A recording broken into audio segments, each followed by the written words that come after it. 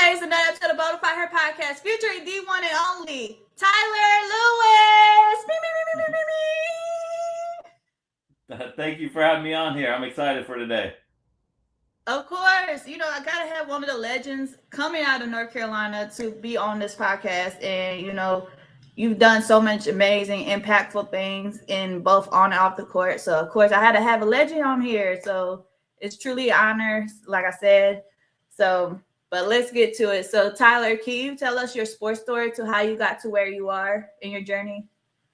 Yeah, so I started off playing basketball when I was, 3 or 4 years old. Grew up in a basketball household. My dad and brother taught me how to, play the game and play it the right way with the fundamentals. And I think them teaching me playing basketball at such an early age and doing it the right way really helped me grow as a basketball player and a person because, you know, part being a small, undersized guard and being able to play at the highest level of college basketball, being McDonald's All American, I had to learn at an early age that it's more than just your athleticism, and you really got to concentrate on your skill set, your basketball IQ, and you really got to know like create angles out there on the floor so you can be the best. So I could be the best, point guard I could be able to get people into their spots on the floor. Being able to run a team and being able to have my brother and dad to teach me that at an early age was really cool. And then once I finished my playing career, I ended up getting into college coaching and coached at 3 different schools. And I thought that's what I wanted to do. Like whenever I was done, just be a college coach. But the Lord had something different, and He's like, no, you're gonna, COVID hit, and I'm like, wow, like I have the opportunity to go work with my dad and brother at Phenon Hoops, and honestly, it's been life changing in a way. And it's something like if you would have told me after I graduated college at Butler that I'd be doing this, I'd been like, there's no way. But now it's like I love doing it every single day. I get to, you know, work with my dad and brother, which is a blessing. I get to, be able to help change, young student athletes' lives across the way. I give them a platform to be able to be seen. And these kids have a opportunity every weekend to play the game that they love, and and I love seeing it because I know how much joy that they have playing the game, and that's how much joy I had playing the game. And basketball is the best sport in the universe, and it brings so many people together. And being able to be involved in sports and basketball and it's my job is definitely a dream come true. Absolutely. And you mentioned you went to you went to these two college, you went to two different colleges, then you went to the coaching aspect. So we're gonna start with like you're originally from, you're part of the North Carolina hoops history, especially growing up in North Carolina, and then you did go to I think Oak Hill. Correct me if I'm wrong. No, you're So right. Elk Hill has a great program, first of all. So, growing up in North Carolina, a lot of hoop history with it. So for you, what does that mean to you to be part of the North Carolina hoop history? Well, North Carolina is the hoop state for a reason. So many great basketball players have came through North Carolina, and being a small part of it is really incredible.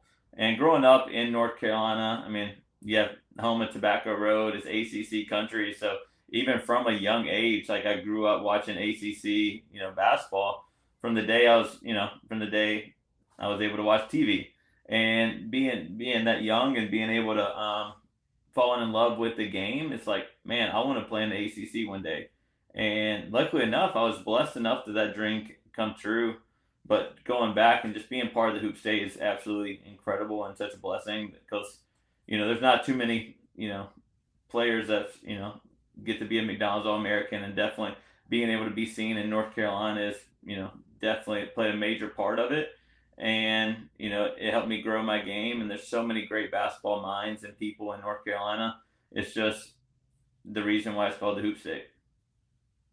Absolutely, because you like anybody can name so many players to come out of it, and it's very like super rare to see like players from the hoop state, and then they get the McDonald's All American recognition, and then all this stuff, and then you getting a chance to play in the ACC and also the Big East, which leads to my question.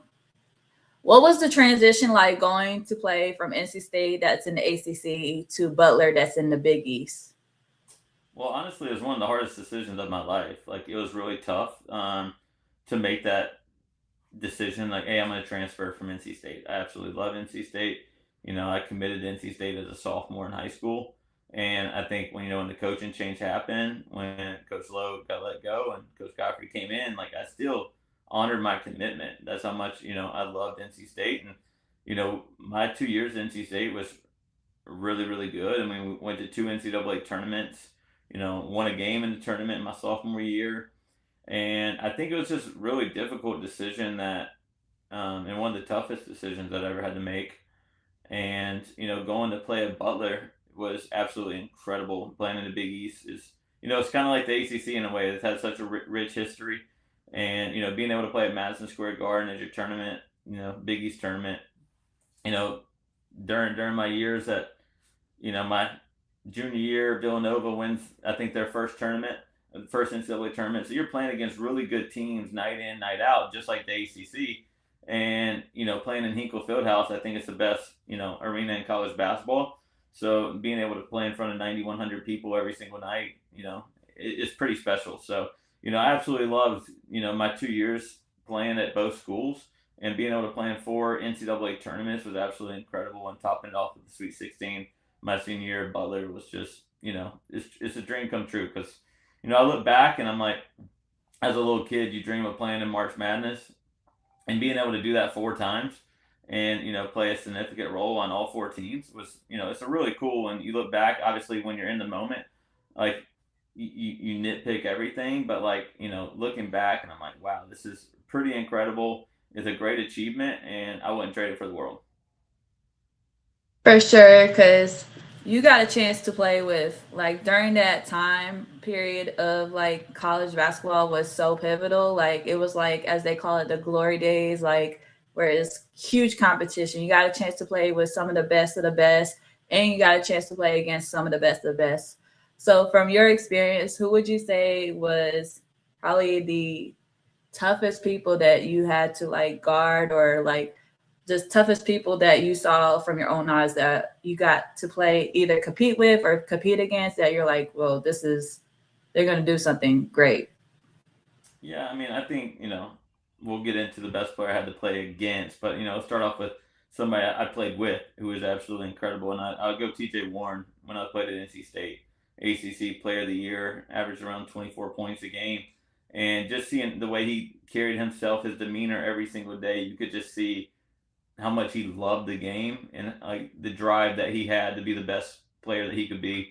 And absolutely, I mean, he showed it in the NBA when during the bubble of scoring 40 points multiple times in the NBA. He's incredible scorer, probably one of the best scorers I've ever seen. Honestly, just being able to score the ball at all three levels, making it look effortless. Um, I mean, it was just really fun to play with, and I just loved you give him the ball and it's pretty much automatic assist in a way. Best player I had to play against.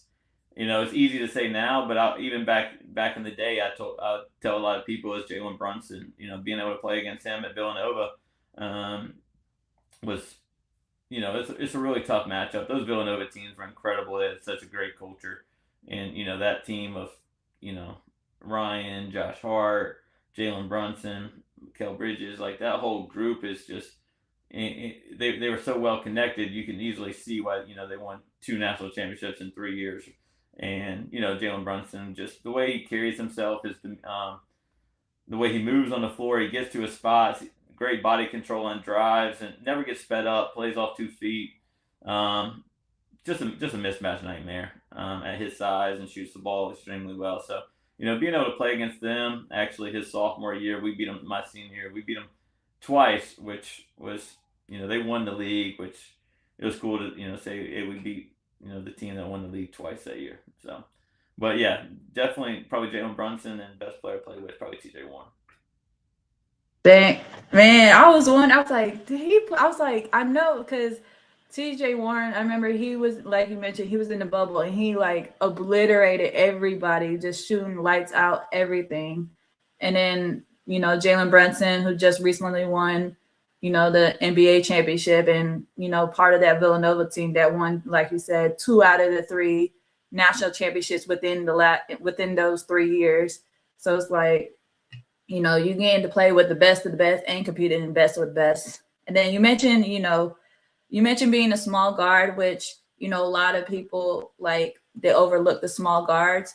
So like for you being considered a small guard, what were some of the things that you had to like say, quote unquote, overcome? But what were some of the things that a lot of people don't understand about small guards when it comes to the basketball aspect?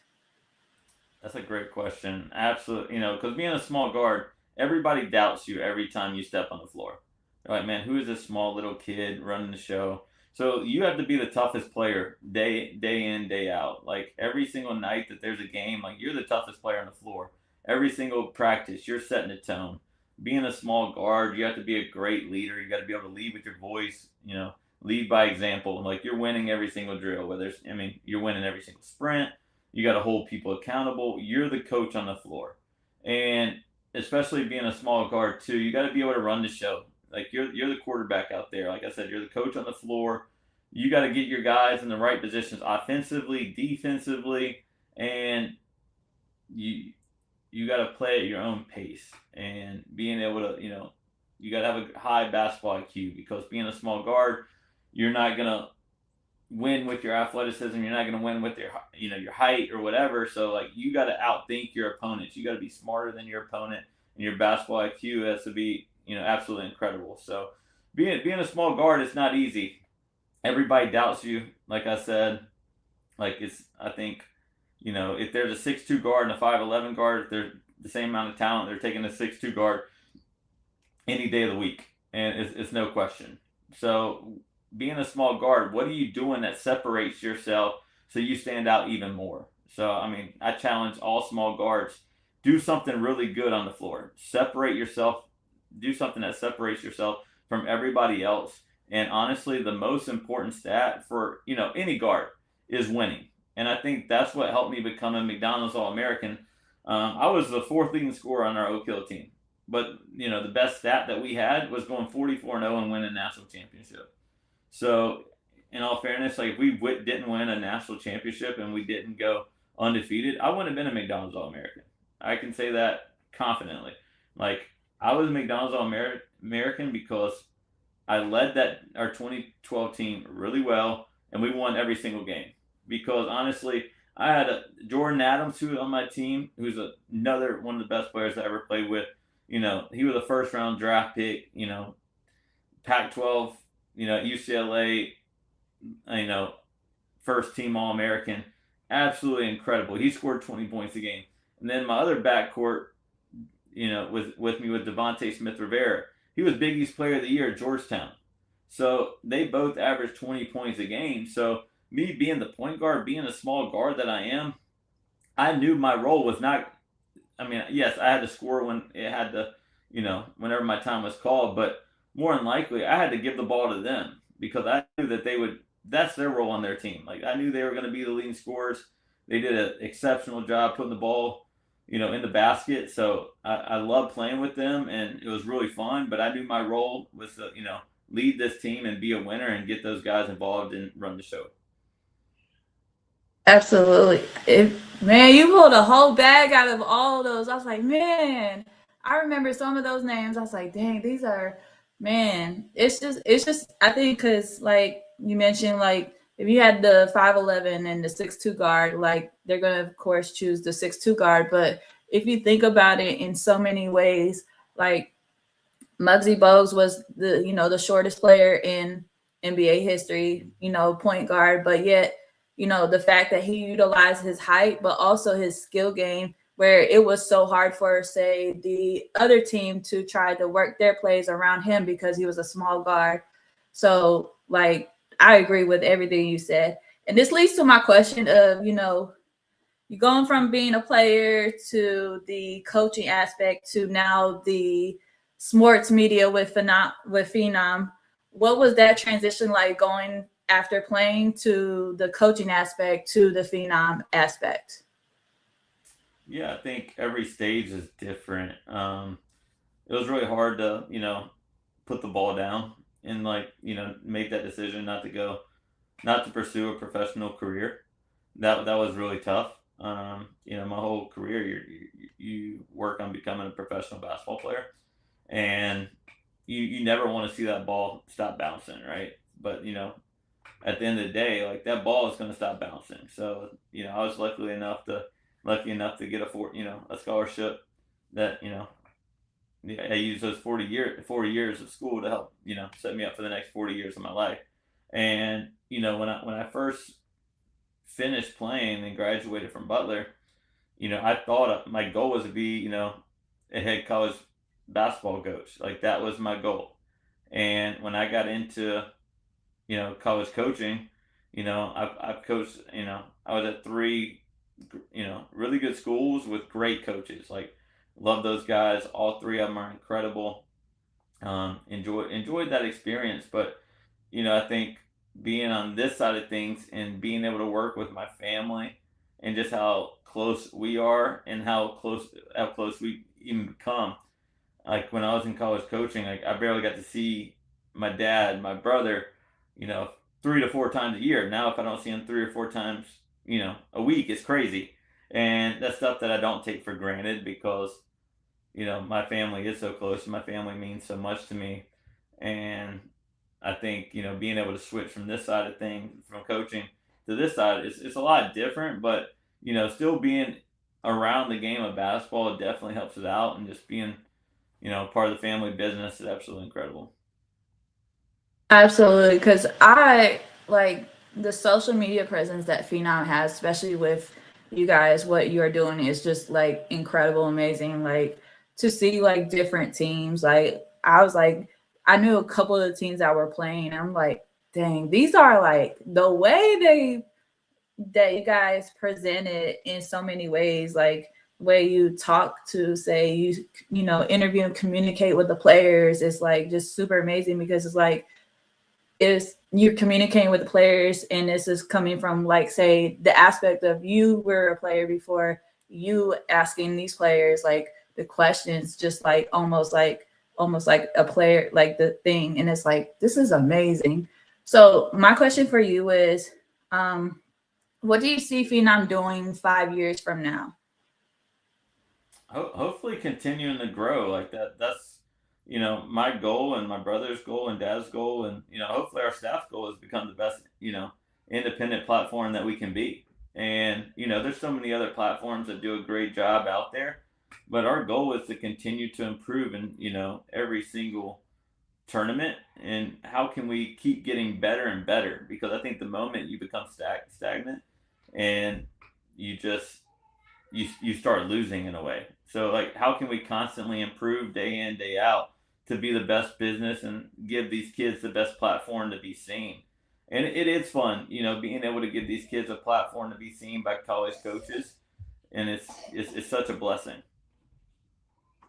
For sure. And what are some of the things that a lot of people don't know about Phenom that what are some of the things that a lot of people don't know about Phenom that is like what makes it so outstanding, like that stands out about Phenom? Like what are some of the things about Phenom that just stands out that a lot of people don't know about it? I think the one thing that a lot of people don't know is like our scouting service that we have, and just our relationships that we have with so many college coaches. Like we have over 100 schools that take our scouting service.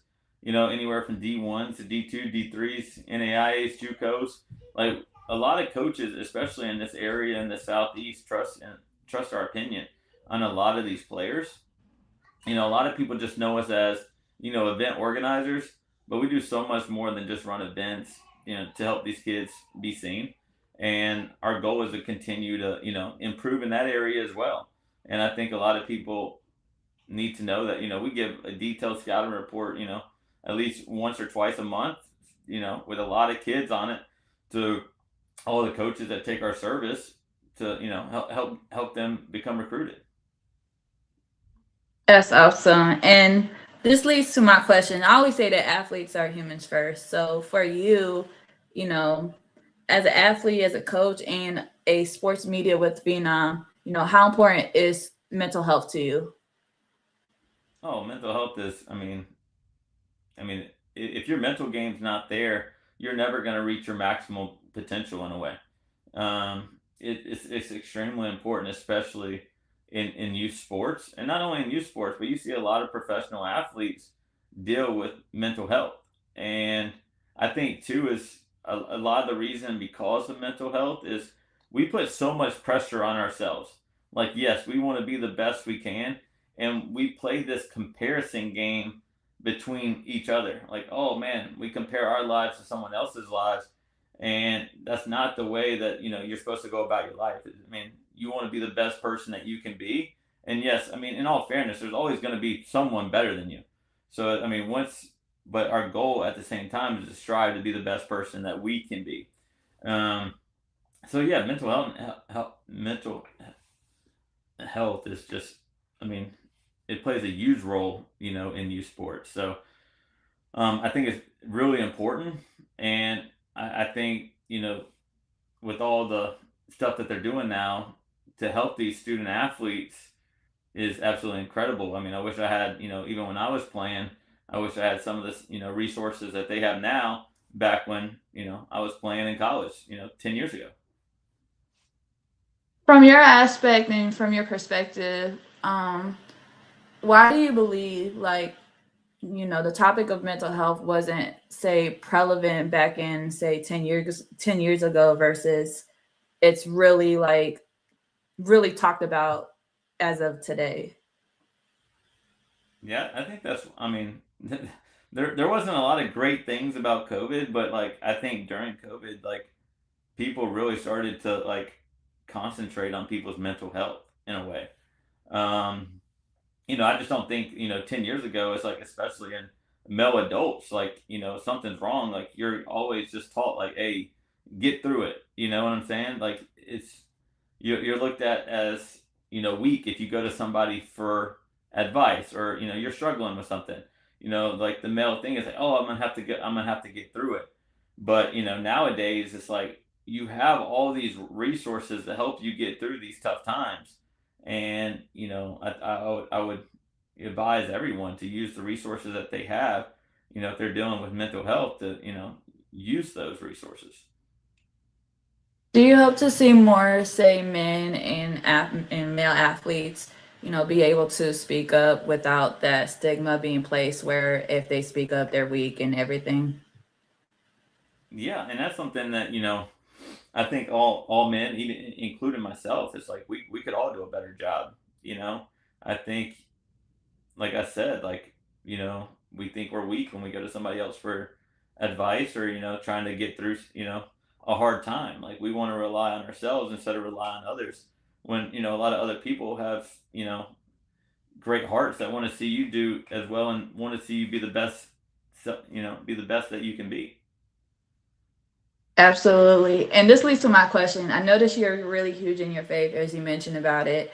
How do you implement your faith in basketball simultaneously? Well, I mean, I know without Jesus, like, none of this would even be possible. Like, I think, the basketball part is totally different. Like, if I don't have that at the center, if I don't have the Lord at the center of my heart, like, none of this would even matter. Um, he's blessed me with a, incredible family. He blessed me to be able to work with my dad and brother, and just being able to have all these blessings that he's given me, and I get to go through, live my life every single day with four little ones, a wife that's absolutely incredible. Like, the basketball part is, I mean, it's just a small little part of my life, and yes, like, it's important, but like, if the basketball part goes away, like, there's something way more valuable that I rely on than just a game of basketball. Absolutely. And if there was like say a scripture or verse to describe the journey that you're in right now, what would you say is the verse or scripture? Hmm, that's a good question. I mean, let's come back to that. That's a I really good got question. Let's it's come all back to that. good. It's all good. So, and this, I it's just so interesting to me like how, when we get sometimes in ways we get so tied up in our sport that we sometimes lose the identity of ourselves outside of the sport. So, because sometimes it's like we're, as you grow up, like this was the sport you played for the longest time. And then sometimes if, say, you know, something happens, it's like, who am I without my sport? So this leads to the question of, say, outside of the sport, what do you want people to remember you for your legacy? Yeah, well, I mean, we already talked about it a little bit. Like, where do you find your identity? Like, your identity is not in your sport. Your identity is not in your job. Of course, you want to be the best you can in doing Mm-hmm. that, and you're going to work as hard as you can to, reach your goals. But my identity is in Christ first, and then next, my identity is in my family. I mean, those are the two most important things. Like, I I want to be known as a great Christian, a great father, a great husband, and someone hopefully a great friend to everyone else. Like the work part, hopefully people remember Phenon Hoops, but if they don't, like I would much rather be known as somebody who's a great dad, a great follower in Christ, and a great husband. Like those are far more things that matter to me. Like my kids could care less, how successful Phenom Hoops is. My kids just want to see me be a dad and be the best dad and be there for them. I mean, I have a 5 year old and twins that are three, and a baby girl who's 8 months. Like, they come home and want to go outside and play. They could care less how my day. It's just like they just want to see me, you know, be there for them, and I think that's way more important than. I mean, that's where I definitely find my identity more than my job or anything else. Is definitely Christ number one, my family's two, and I mean the rest will take care of itself. That's real because, it's, family is so important. And to see, it's just amazing to see, like family be the core, the one of the reasons, say, why that motivates you and everything, especially to keep going. Um, so this leads to my question of, you know, if there was a word, it could be multiple words. If there was multiple words or even a phrase to describe your journey that you have been through so far, what would it be and why? Repeat that again. Sorry. Oh, you good. If there was like if there was a word or a phrase to describe your journey so far of everything with both on and off the court, it could be multiple words too. What would it be? Hmm. What would be my word?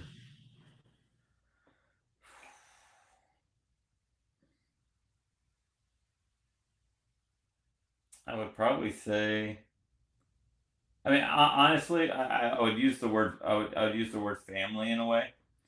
Like, and I know like that's probably like a basic answer, but like my family has helped me become who I am. My family's helped me become the basketball player I've been. My family's helped me become the man I've become. My family's helped me become the best dad I can be. My family's helped me become, the best husband I can be.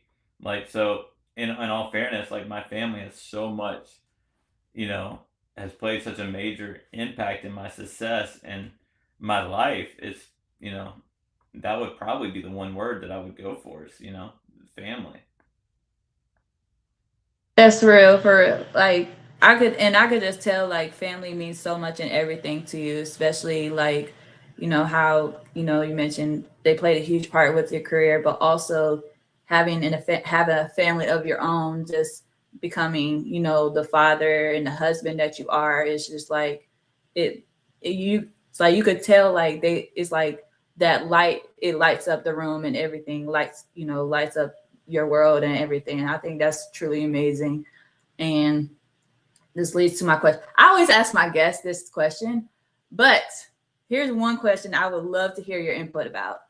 So everybody has, say, their own, like, say, North Carolina hoops Mount Rushmore, like the Mount Rushmore, the four heads. So if there was, say, who would you put in your Mount Rushmore of North Carolina hoops? All right, obviously Michael Jordan. That was probably number one. Chris Paul has to be up there. I think he's probably the best point. Him or Steph Curry. I mean, they're both going to be up there. So one, two, three between those. I mean, because I think Steph and Chris Paul, no matter how you do it, like two of the best point guards to ever play the game. Obviously, MJ's probably the GOAT. And then fourth, I would probably go more new school with it, and probably go like Bam. So those would probably be my four. I mean, I guess you could go way back, but obviously you have the number one or number two player to ever play the game, and Michael Jordan, whatever the GOAT debate is, and then you have the two of the best guards to ever do it, and then you have one of the best big guys. That would be a Hall of Famer in my opinion. So I think those are four really good ones. That's the first time I heard somebody put Bam in there, like Mount Rushmore. I was like, that is an interesting. And plus, he did score last year 83 points. So it's like, that's. I mean, now he has a gold medal. I mean, he's. I think he's just going to continue to get better. I think he's going to have a Hall of Fame career. For sure, and especially he got it's a whole new look for his team that he's in. So see how it goes. So this leads to my question. I always ask my guests this question. Bonafide means authentic, unique, but for the men, the authenticity. So what makes Mr. Tyler Lewis authentic, and what makes your story stands out?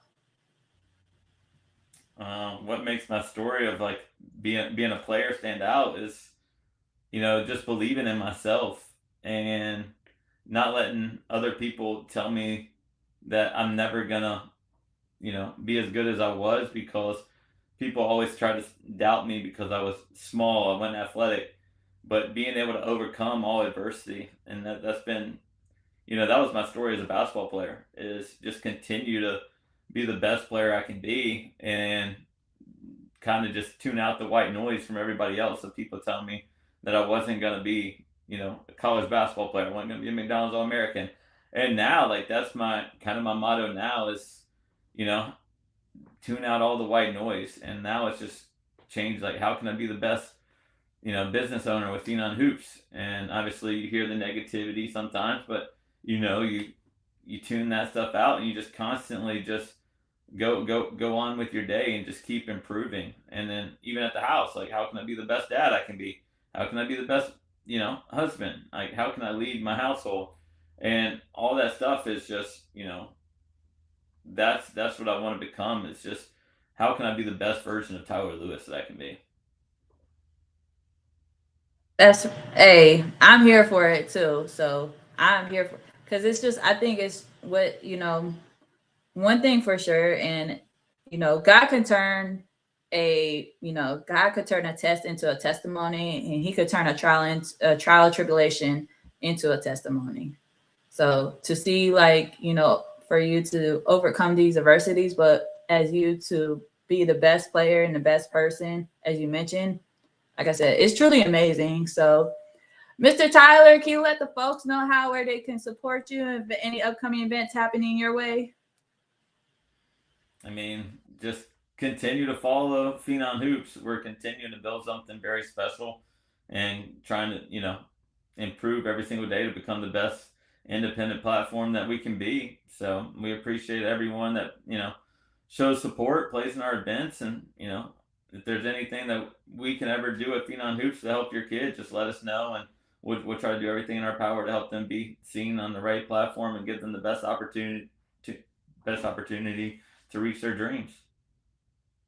Y'all be sure to follow the man, the myth, the legend himself, Tyler Lewis, and follow Phenon Hoops right now. And be sure to check out the live replay of Bonafide Podcast, episode 248, featuring the one and only Tyler Lewis. And big shout out to Tyler for coming on the podcast. Thank you guys for tuning in. Peace.